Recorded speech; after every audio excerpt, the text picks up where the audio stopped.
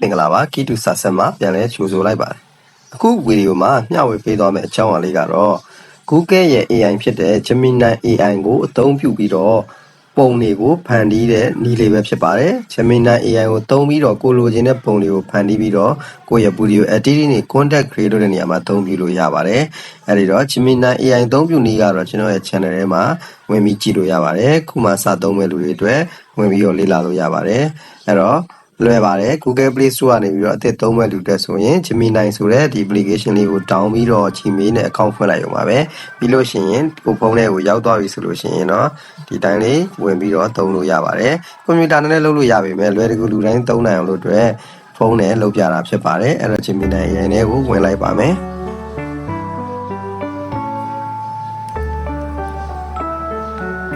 Gemini AI နဲ့ဝင်လိုက်လို့ရှိရင် Gemini 2.0 Flash ဆိုတာလေးနဲ့သုံးရမှာဖြစ်ပါတယ်ဒီ drop down arrow လေးကိုနှိပ်လိုက်လို့ရှိရင်တော့သူက 2.0 Flash ရဲ့ Flash Thinking Experimental ရဲ့ Deep Research ရဲ့ဆိုပြီးရှိပါတယ်ဒါတွေကတော့ခုမှစမ်းသပ်နေတဲ့ကာလဖြစ်ပါတယ်ဒါတွေကိုတော့စမ်းသပ်သုံးမပြသေးပါဘူးခုတော့ဒီပုံလုံးတာက 2.0 Flash နဲ့သုံးလို့ရအောင်သူ့ရဲ့ထူးခြားချက်ကသူကပုံတွေကိုလုပ်ပြီးသွားလို့ရှိရင်ကိုမကြိုက်သေးဘူးဆိုရင်ဒီ chat box မှာသူ့ရဲ့ AI chat box မှာဝင်ပြီးတော့ထပ်ပြီးတော့ဗာလေးထည့်ပေးပါအောင်ဗာလေးဖယ်ပေးပါအောင်ဆိုပြင်ခိုင်းလို့ရပါတယ်အဲ့တော့ဒီမှာထုံးစံတိုင်းပဲဒီ Ask Gemini ဆိုတဲ့ဒီ chatbot ဒီ chatting လုပ်တဲ့နေရာလေးတွေကိုဝင်ပြီးတော့ရေးလိုက်ပါမယ် create an image of a dog playing in the garden ဆိုပြီးရိုက်ကြည့်လိုက်ပါမယ်ခဏလေးစောင့်လိုက်ပါမယ်သူက image M3 ကိုသုံးပြီးတော့ပုံလေးထုတ်ပေးတယ်သဘောတရားဖြစ်ပါတယ်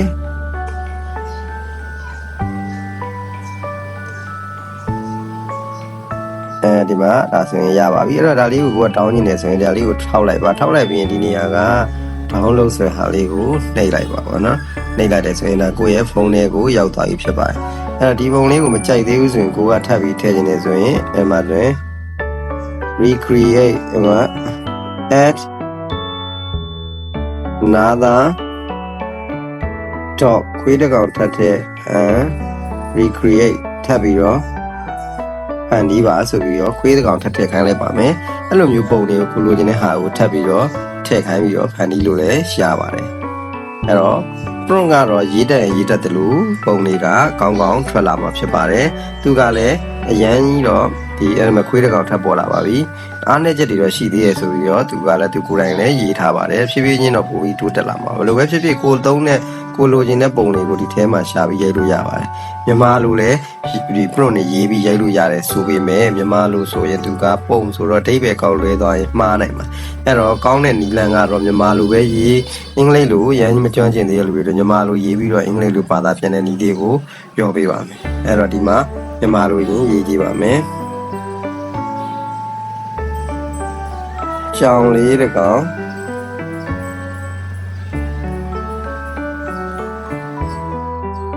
ကြောင်လေးတကောင်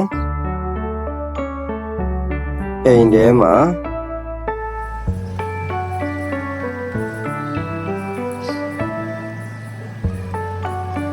အိမ်နေတဲ့ပုံ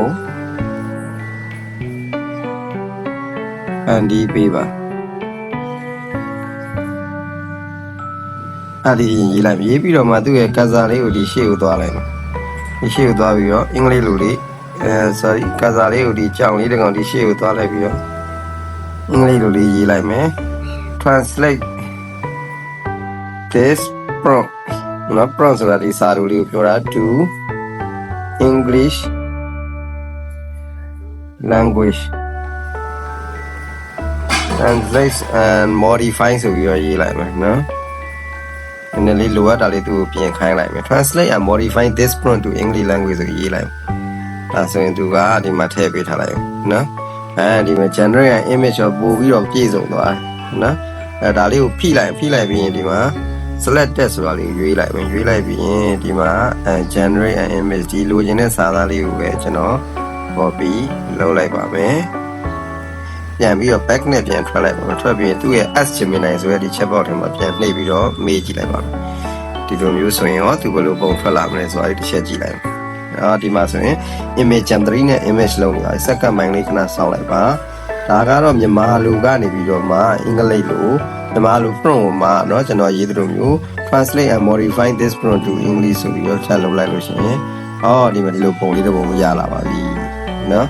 ဒီပုံကကိုကဘာမှ ratio တွေပေးမထားရတဲ့အတွက်ထပ်ပြီးတော့ဒီမှာလုပ်လိုက်မယ် change above image ပေါ်ပုံကို